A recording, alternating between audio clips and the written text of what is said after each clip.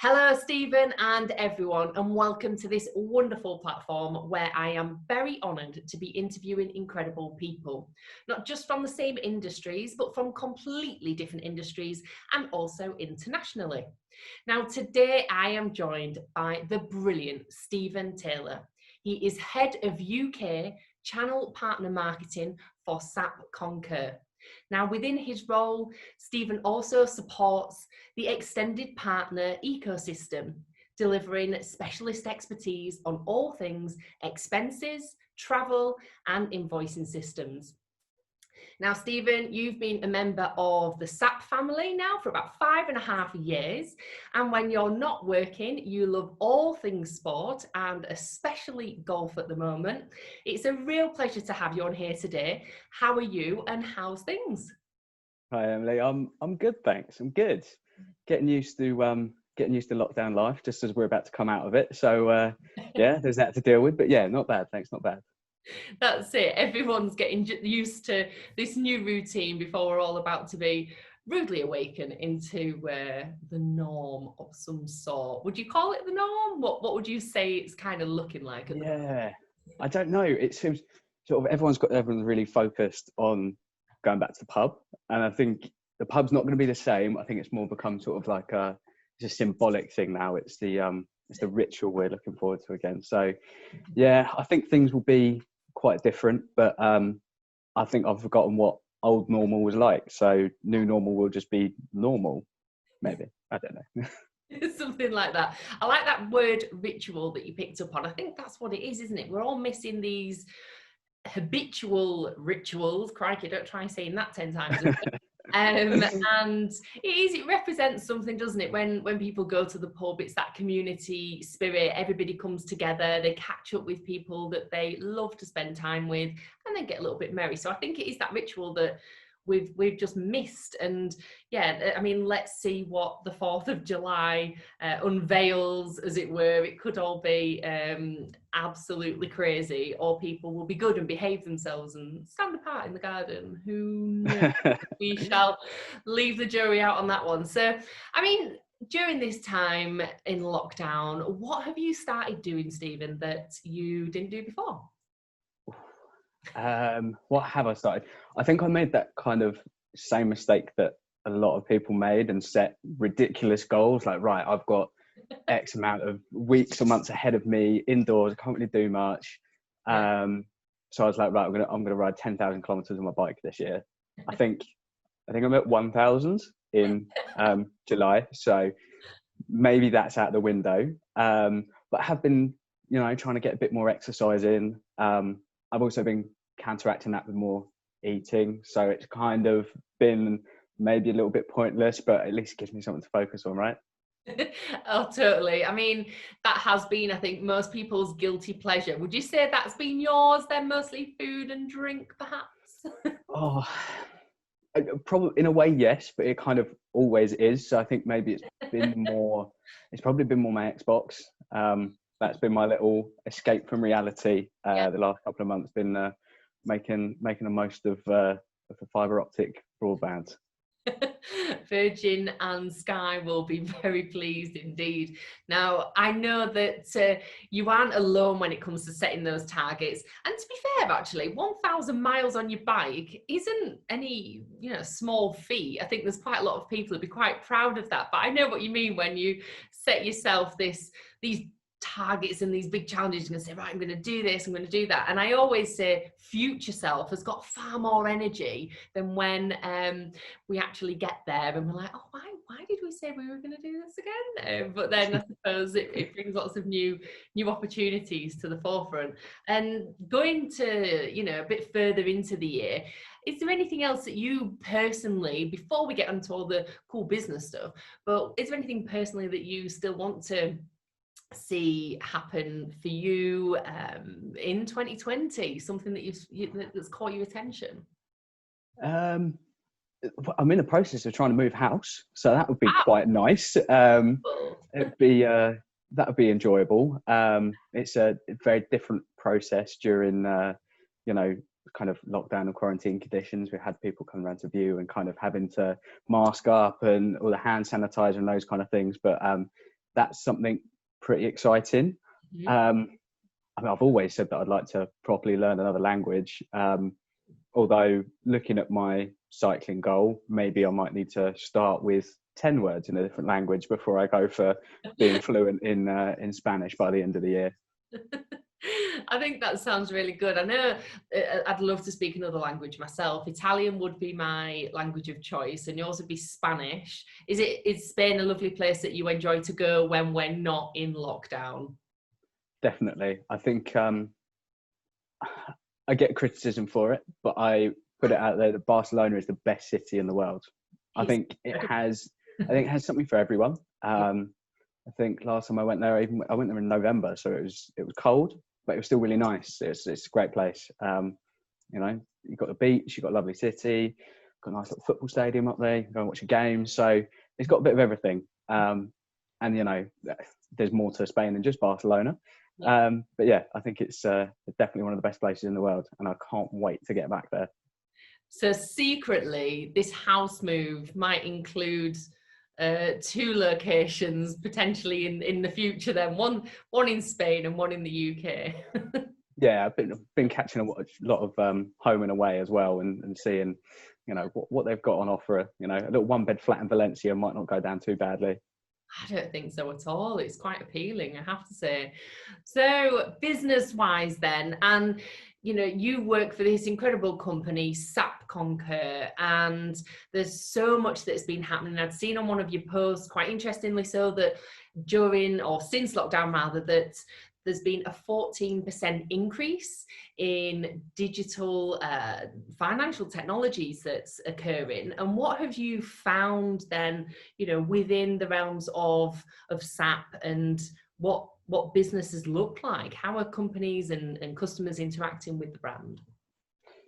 So it's really different for each individual business, as you know, probably to be expected. But I think most people are taking, and most companies are taking quite a sensible approach to it, and kind of looking to understand how they can still operate long term beyond this, because I think we can all assume that we're not going to be back to offices and meeting thousands of people at sort of industry events and stuff like that for probably a little while. So people are being really quite smart about how they're looking at what they're doing internally and looking at their processes. From a Concur side specifically, around sort of the travel and expenses and invoices, there's been a real shift. So you'll see you know, people are expensing different types of things. Typically, I think I can't remember exactly the statistic, but it's the majority of expense claims start with a travel piece. So it's either a flight or a hotel or a train or a car booking. Whereas now there's a shift. So home office furniture, mobile phones with mobile phone contracts for the people that used to be office based and now moving to home. So there's a real shift in kind of the way that things are being done. Obviously, travel has been very heavily impacted by all the changes, but as an industry, the travel industry is being very responsive and looking at ways that they can help people get back to the business that they were doing in sort of the safest and most sensible way possible. It makes sense, really. I suppose analysing that data where you look at travel expenses and an invoicing system, expenses it's interesting to see how that behavior, and it hasn't just taken, like you say, a small shift in how that's appearing. It's been like a huge one, and what people are actually now having to expense for their businesses. And when you mentioned long term, are businesses thinking, you know, in terms of, you know, are we talking 12 months, or are they talking 5 years, or have we got some that are even thinking in terms of a generation? What would you say that time frame is covering? Again, I think it's quite a individual thing to each business, but I think I've heard sort of a spectrum of all of the above, actually. I know a lot of people that I've spoken to are thinking about they're thinking about their office spaces in general as well. You know, do we need an office this big for this many people? you know, for the companies that have multiple office sites, do we need a site in 4 different areas of the country, or can we have one central location and make people work more remotely? So there's definitely people that are thinking beyond the sort of the 12 months to 5 years and thinking for the indefinite future of how will this change our business, how we operate. Obviously, again, that depends on the industry. I can't imagine too many manufacturing firms are thinking about closing their factories and making people do that at home. But you know, it's interesting, and it's quite incredible to see and hear some people talk about it, because I don't have the vision that some of these guys have when they're talking about, you know, the destination of their business in 10 years. So it's really quite inspiring to hear what people have to say about it, and it's impressive just how quickly they're kind of adapting and making those changes.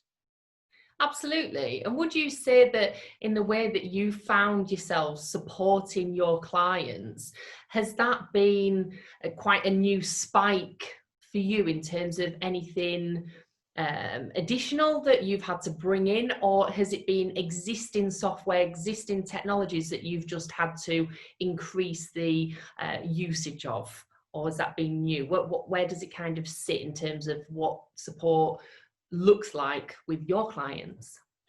Yeah, so it's a bit of both. So obviously, you know, travel expense claims, the volume of those has dropped slightly, although the nature of those has changed. There has been a drop. There's been an increase though in invoicing. A lot of companies are now moving to sort of things being paid for via an invoice, which actually is a very similar thing to an expense claim. It's just sort of a different payee at the end of the day, whether it's an employee or it's a vendor. So there's a slight shift, but not massive. And a lot of our support comes more on the advice, on the guidelines. So does your company's travel expense policy, for example, allow people to buy a mobile phone for use at home when they are working remotely?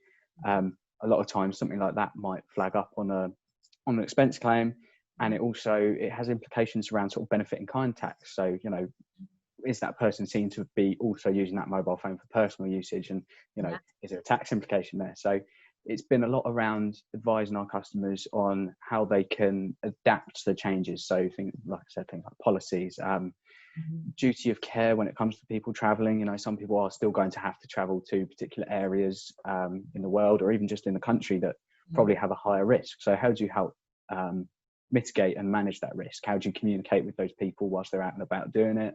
How do you give them the best advice possible to keep your employees as safe as possible, really?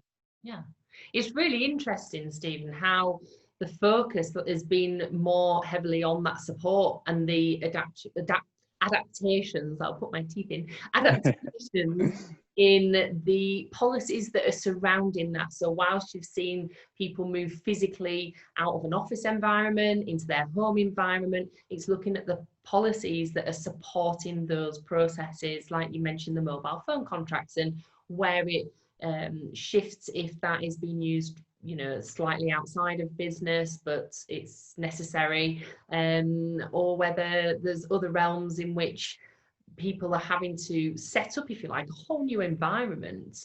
And going back to that bit where you mentioned how the expenses have adapted and changed, so it sounds like SAP Concur have, you know, really supported their clients and have moved with them quickly to enable them to be business ready, I suppose, under the new guise of how people are trading and doing business.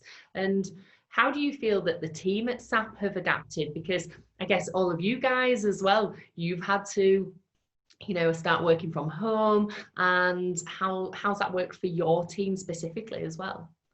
It's been an interesting one, that's for sure. I mean, fortunately for a lot of us, actually working from home isn't kind of a new concept, and we've been fortunate to have that kind of flexibility, and we're kind of used to it. It's maybe a little bit more intense when it's 5 days a week and you're just kind of rattling around the house indefinitely, weeks and weeks and months on end. But it's, you know, we've got so much technology nowadays in terms of different, you know, meeting platforms and you know, shared environments, and everything's in the cloud anyway. So work has and kind of interaction has been really quite seamless. it's been more the kind of personal effects that have been kind of more difficult to people to adapt to, rather than actually how we do business itself. Mm-hmm. And in terms of that element of personal adapting, what has it looked like for you personally in terms of working from home? Have you found yourself tapping into more software and things like Zoom, like what we're on now, for that communication and that collaboration with the rest of the team? You know, you're having weekly team meetings or daily, or even I think like some businesses have been having like a Friday pub quiz, you know, to keep that camaraderie alive. What's that been like for you, Steve, personally? We've done a bit of everything. So we have had the Friday quarantinis, and we've had sort of the daily catch up meetings. I think the biggest change for me personally has been actually kind of the video element of it. Like I said, you know, we're always used to speaking to people, meeting with them virtually, but it was always kind of behind the blank screen. So kind of actually it does make a difference to have that personal contact with someone just via a live video. So that's been the biggest change for me. It's been you know, bizarre. I've actually had to kind of not just wear my pajamas all day, but every day. It's if anything detrimental, but no, it's been good, and everyone's kind of understood that everyone's got different circumstances. You know, people have kids to look after at the same time because schools are closed, so everyone's kind of been really respectful and understanding of everyone's different situations, and it's been not too bad. It's been bizarre, but it's been not too bad. It sounds as well that kind of grows and gives life to new values within the team as well. Like you mentioned, respect and understanding around people's personal circumstances. You know, children being at home, there'll be pets at home. I know that if I hadn't shut both of these doors, our cat would have definitely made an appearance. Somehow he just sort of like zooms into wherever something's happening in the house. I could have had this laptop up in the loft and been in the corner, and somehow she just still appeared. It's like she just finds the beacon of where something's happening. So I think it's really nice that as a company, as a team, and as individuals, you've all supported that mutual respect for, you know, people's home experiences. And in terms of going forwards, and I appreciate this is like, you know, finger in the wind, crystal ball, what kind of predictions do you feel that as a team you're preparing for, or you've got one eye on? That is a good question. I think we're preparing to kind of have less office time. So, you know, even when we do get to this new normal, I feel like sort of a couple of days a week in the office might not necessarily be the norm. So we're kind of preparing to be able to stay quite remote, but also to make the most of those times that we are together. So it won't be arbitrary small talk and conversations. I think it will be a lot more enjoyable than that. I think we'll really make the most of it, because there is just certain aspects of an in-person meeting that I don't think can be kind of simulated in a virtual environment. You know, you do get so much more out of it. So really looking forward to that. Not sure when it will be. Sooner rather than later, hopefully. Be nice if it was by Christmas. Have a Christmas party. That's one thing that I'd like. That would be on everybody's calendar, I think, that the office Christmas party. I mean, it's going to go from one end of the spectrum to the other, isn't it? I mean, I think events companies, if the office Christmas parties can take place, they will not be catching any sleep through Christmas. They will be on 1,000 miles an hour, and because I kind of feel that all the bells and whistles will be out, and the Christmas parties after lockdown and such a period of time where people have been at home, I think it will be off the chain.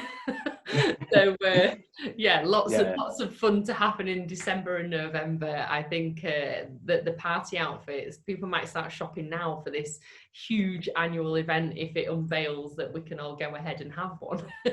It's not a bad idea. I might have to buy something in about 6 different sizes, because I really can't tell which way my weight's going to go. If the eating continues and the weather stays bad, it could be dire.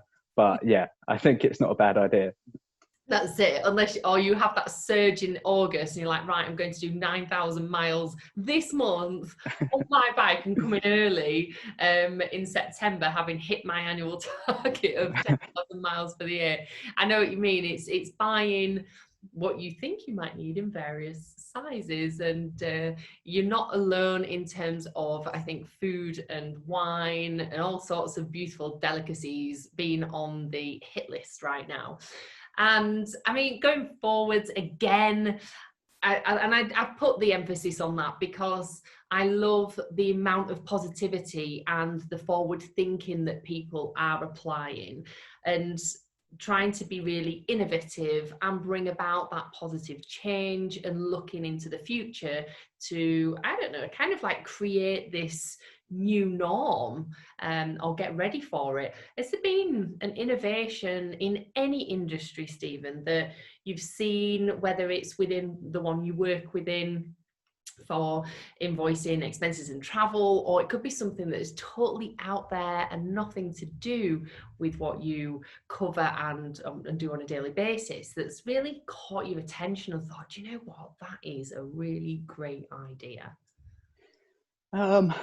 Do you know, it's not necessarily a new one, but it's one that I've been making a lot more use of. So it's maybe a retrospective innovation. Yeah. Um, and it's the use of Apple Pay or Android Pay or whatever way you can store your cards on your phone.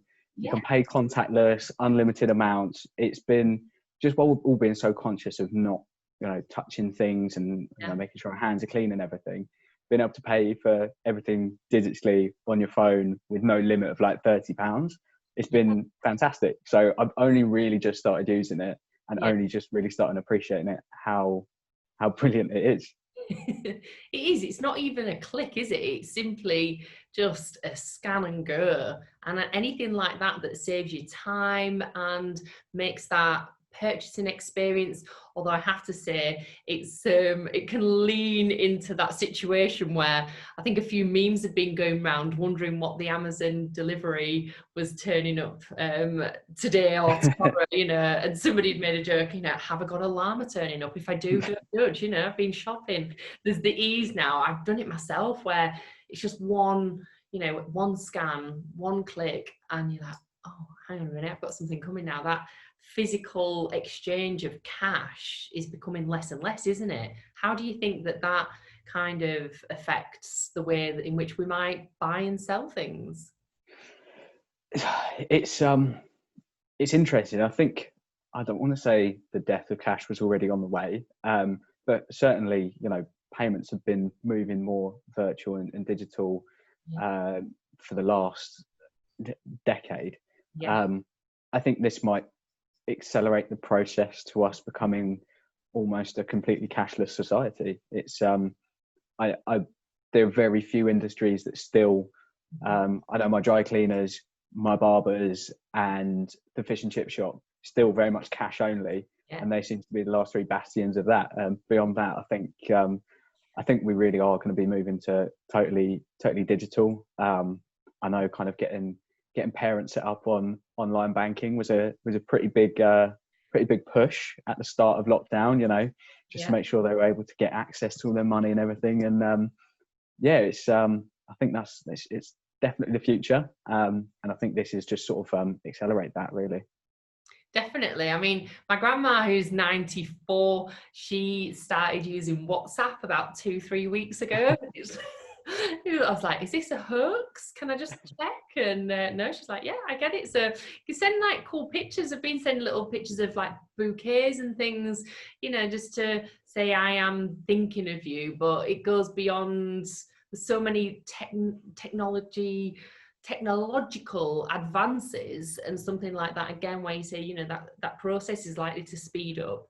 But one thing that is of note, and a few people have mentioned this, is how more generations are becoming technologically involved in these systems and these pieces of software that's going beyond the younger generations, maybe, you know, my parents' generation, and it's going further into people who are in their 70s, 80s, 90s, and this ease of accessing, buying, sharing, and it's brought about a new wave of community spirit, I think, and perhaps we wouldn't have maybe interacted on Zoom had this whole situation have even happened. I'd have probably seen you in person, which we will definitely do one day in the future.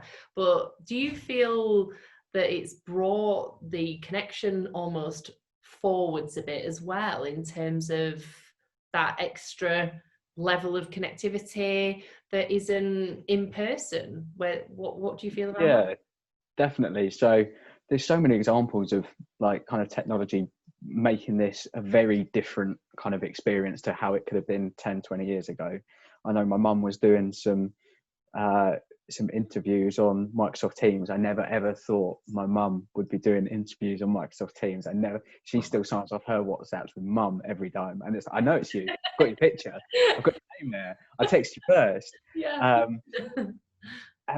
But then also from like a sort of a wider level, you have people like Captain Tom doing his walks around his garden. Would people have known about that, and would that have got however many millions that it raised without technology? So it's doing things on a really kind of individual level, but on like a macro level as well. It's just changed everything. Like we're able to get updates on numbers of new infections of coronavirus and where they are. So if there's any kind of local lockdown, people will know about it sort of straight away. You're not having to wait for the 6 o'clock news to come on or anything like that. It's all there available on sort of Twitter or on the NHS websites and that kind of thing. So there's so many things that technology's done to kind of bring people together. Yeah.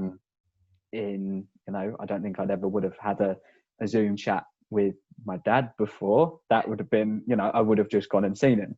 Yeah.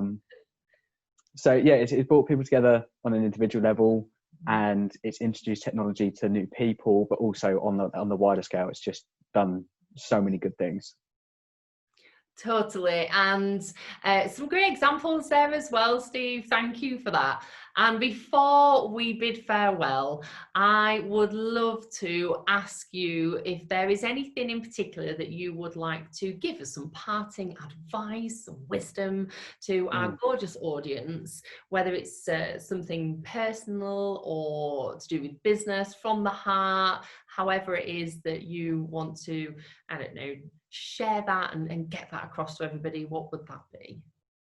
Oh, I've got a lot of advice. None of it's good, but I have a lot that I could give. I guess the most important thing, it's probably very pertinent now, but kind of applies to always, is just take each day as it comes, really. Like I remember at the start of lockdown here, and right, this is going to be 3 months. I thought, God, 3 months, that's going to be hefty. But you know what? You take it day at a time. You go, this is what I've got to do today at work. This is what I've got to look forward to at the weekend. And do you know what? It's not been too bad. So break things down into bigger chunks, smaller chunks, should I say, not make it bigger. Sometimes hopefully we won't have anything like this happen again. But if you're ever faced with kind of a big challenge, just look at it in its component parts rather than kind of trying to digest the whole thing at once.